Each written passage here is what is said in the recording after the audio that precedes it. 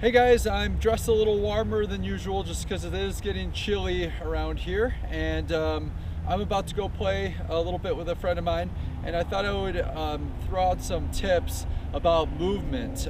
We talk about technique of the swing so much that we forget about movement. In fact, when I was in North Carolina as a high school coach, I would recruit soccer players.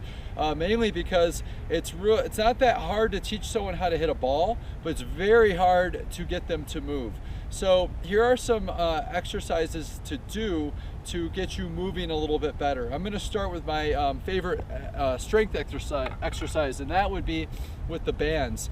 And a lot of us know how to use these bands, but I'm going to try it out just a little bit differently, because one thing, especially for someone like me, I'm a little taller and I cannot change directions as well as someone that's shorter. So the idea is this exercise can actually help with that.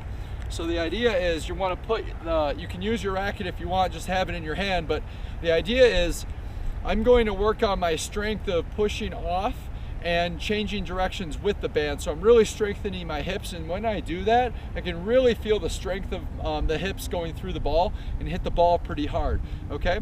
So I'm not gonna use my racket here, but the idea is I'm going to shift my legs to one side a couple steps. I'll do it kind of slow at first, and then I'm going to shift and put all my weight that way. And now I'm gonna stop myself and go this way. So the idea is if you can go pretty fast, your weight can shift to one side or not. You're almost doing a football drill. But notice that I have to change direction, and if you can stop and go fast here, it's gonna be a lot more manageable for you to see how it works with tennis, all right? So the idea then is when you're hitting a ball, you gotta be able to stop quickly and get back to the middle. And this exercise helps a lot. I remember a coach of mine that I worked under, he would say to his players, he'd put like a quarter here, and he would say that if you want to make money in tennis, you better get back to the middle as fast as you can. So how do you do that? Well, you got to change direction quickly. So when I'm about to hit the ball, I need to get back to the middle, okay? So the next thing I want to mention is how you recover, okay? So a lot of us know that when we hit a ball, we want to get back to the middle, sidestepping, because we don't know which way our opponent's going to hit it. But there's a faster way than that. So try this out too. So I'm going to try my forehand, and I hit the ball. I'm going to save myself a step by cross-stepping over, okay? So the idea is watch Roger Federer. I'll show you a clip of it, but watch him hit, or any pro really. They get back to the middle very quickly, and what they do is they save themselves a step. So they'll hit a ball, and they'll get back to position here, and they'll take a step and cross over. So the idea then is if I can be planted when I hit every ball when I play, I'm gonna have a lot more ability to hit the ball where I want to and not just reacting to the ball. I'm gonna be centered, so I'm gonna hit the ball a lot harder. Balanced, I'm going to be able to be more accurate.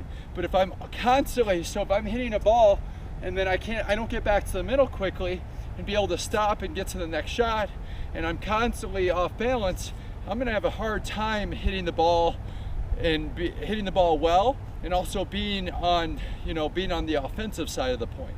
So try to work on recovery, okay? The last thing I want to mention is the split step. It seems to me that throughout my experience of teaching the split step, very few players, unless they get to the really high level, know that the split step, how to use it and when to do it, right? It's really hard to teach that. So one thing you might want to consider, and you can even hear Nadal when he's playing, his shoes are moving constantly when he's about to hit the ball, and that's shuffle your feet. Anyone can do that. So instead of like bouncing and landing when the ball is about to be struck, how the pros react to the ball, they bounce and all that. One thing you might want to consider is just shuffling your feet, okay? So what I mean by that is if the ball's come to me and I'm about to hit the forehand and the ball is about to bounce and I'm getting set up and it's coming my way, I'm going to shuffle my feet a little bit before I take a swing at the ball. So I'm going to shuffle, shuffle, shuffle, then I'm going to step into the ball, okay?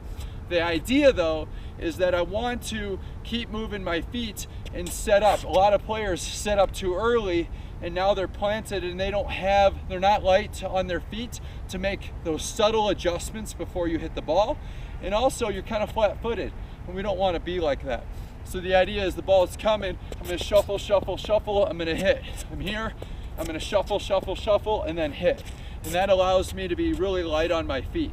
So that's a way to start moving your feet a little bit better in anticipation to the ball, and that will hopefully get you faster on the court. Like I said, speed kills. I mean, Nadal, not the greatest ground strokes really. He doesn't hit penetrating shots.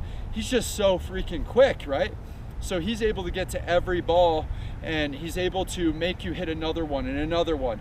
And that just makes him so good. So think about the footwork, think about moving back to the middle faster, and your technique doesn't even have to be that good if you're able to do that well, okay? So good luck, give it a shot.